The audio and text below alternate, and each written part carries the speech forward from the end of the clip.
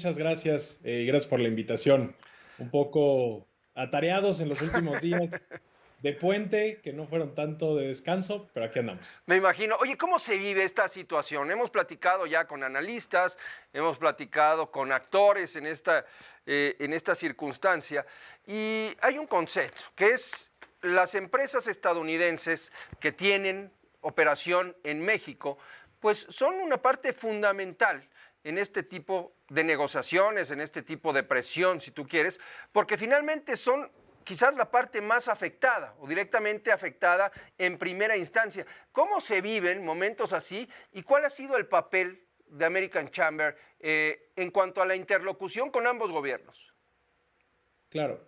Mira, Primitivo, la verdad es que justamente las empresas, el sector privado, son los agentes que usan el acuerdo, Ujú. en este caso trilateral. Entonces, sí, somos los principales usuarios, beneficiados en su momento, pero también perjudicados si algo como esto sucede. Y por lo mismo, nosotros al final nos convertimos en un puente de comunicación, de diálogo entre ambos gobiernos, que lo que nosotros hacemos es presentar nuestras propuestas, los datos, la manera en la que este tipo de aranceles o movimientos políticos podrían afectar la inversión, los empleos, el ecosistema de negocios y al final, quieras o no, esa es la materia prima que permite a los gobiernos poder llegar a acuerdos que beneficien a ambos países. Entonces, bueno, estamos en la primera línea de batalla con ambos gobiernos, interactuando todo el tiempo con ellos, pero también con la prensa internacional y nacional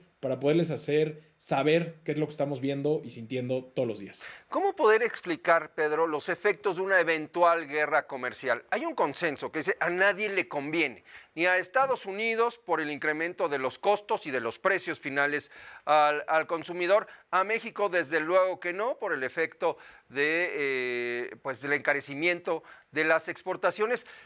Pero ¿cómo podríamos explicar esta cadena de hechos que terminaría pues, por arruinar a todos los involucrados, incluidos los canadienses? Sí, mira, cuando menos la relación entre México y Estados Unidos, tenemos que dejarla de entender como una relación comercial Ujú. y más como una relación de coproducción. Hace muchos años podríamos estar vendiendo y comprando bienes terminados entre un país y otro, que es básicamente lo que sucede, por ejemplo, entre Estados Unidos y China o entre Estados Unidos y Vietnam, que se mandan, pues yo qué sé, celulares ya listos o playeras o cualquier cosa que tú te puedas imaginar. Sin embargo, el valor agregado que hay en las propias exportaciones mexicanas hacia el mundo e inclusive hacia Estados Unidos tiene un gran componente de cosas hechas en Estados Unidos. Ujú. Mismo caso para Estados Unidos y Canadá con el resto del mundo. Entonces, si nosotros entendemos la relación que hay entre México y Estados Unidos, cuando menos como una relación simbiótica de coproducción, ahí es cuando analizamos los efectos y nos damos cuenta, que mucha gente lo ha dicho, que una medida como esta sería darse un balazo en el pie, siendo Estados Unidos o siendo México, porque es atacar a tu propio sistema productivo. Durante 30 años nos hemos conectado de tal forma que ya somos un solo sistema. Entonces hay que entender que cualquier medida como esta sería de mucho mayor impacto hacia nosotros mismos que, por ejemplo, la misma medida instalada para China, Vietnam o cualquier otro socio comercial. A ver, en ese sentido, pues hay un factor muy importante. La mano de obra calificada en México es mucho más rentable elaborar o maquilar ciertos productos en México, ensamblarlos y mandarlos a Estados Unidos. En este proceso en donde de repente hay productos que van y vienen, ¿no? Antes de quedar terminados, pasan la frontera varias veces, Pedro, y eso es muy importante. ¿Cómo, qué tan real es este tema? Que además es una bandera de Donald Trump de decir, vamos a retirar, vamos a presionar a las empresas que están en México para que se vengan a producir a Estados Unidos y aquí ofrecer estos puestos de trabajo que hacen falta, cuando en realidad muchos analistas, insisto, dicen, es que son puestos de trabajo que en realidad o no hacen falta, o no son requeridos, o no tienen quien los haga en Estados Unidos. Además del costo, ¿no? Por supuesto. Sí, mira, dos cosas. La primera, este inicio de amenaza de Donald Trump en lo que va de esta administración, cuando menos, ese argumento no lo hemos escuchado tanto. Hoy en día estamos viendo que estos aranceles están total y absolutamente ligados a la colaboración de la solución del tráfico ilegal de fentanilo y disminuir los cruces ilegales de personas. Entonces, eso es un primer punto. Y el segundo punto, para Norteamérica es indudable que si Estados Unidos quiere seguir creciendo su política industrial de volver a traer empleos y producción hacia Estados Unidos, la respuesta no está en sacarlos de México. La complementariedad que tenemos hoy en día, la economía mexicana con la americana, es justo eso, y perdón la redundancia, es complementaria. De donde hay que buscar la producción y fábricas que pudieran regresar a Estados Unidos, está en otras regiones. Y cuando hablas justamente del tema de la mano de obra, te doy un dato muy interesante. Hoy en día, en el mercado laboral americano, existen más o menos 2 vacantes laborales por cada persona desempleada.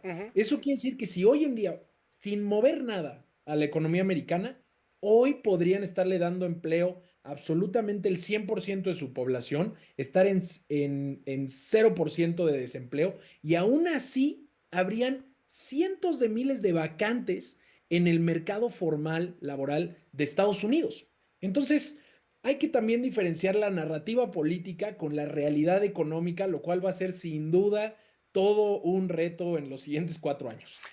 ¿Qué va a pasar? Ya, olvídate en los siguientes 4 años. ¿Qué va a pasar en las siguientes 4 semanas, Pedro?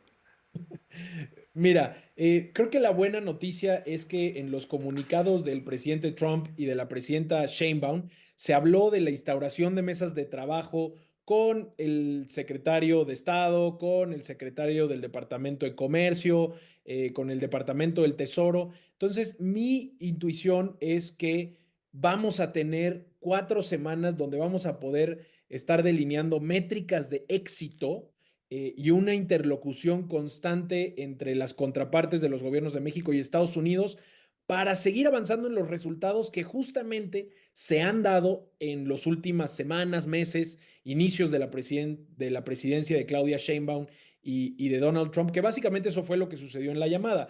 Entre muchas de las cosas que se dijeron, la presidenta le presentó al presidente Trump los resultados de lo que él mismo necesita y está exigiendo, y que, ojo, para México también son cosas importantes. No es solo porque Estados Unidos esté dando una instrucción, sino porque para México también le conviene reducir áreas lucrativas del crimen organizado, claro, reducir el tráfico ilegal de personas en nuestras fronteras.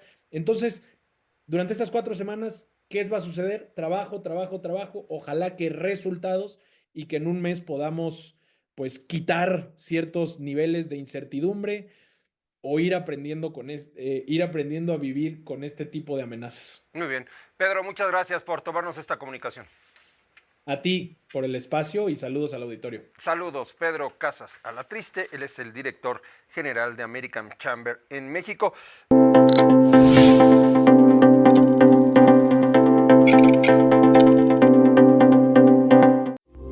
Esta fue una producción de Grupo Fórmula. Encuentra más contenido como este en radioformula.mx.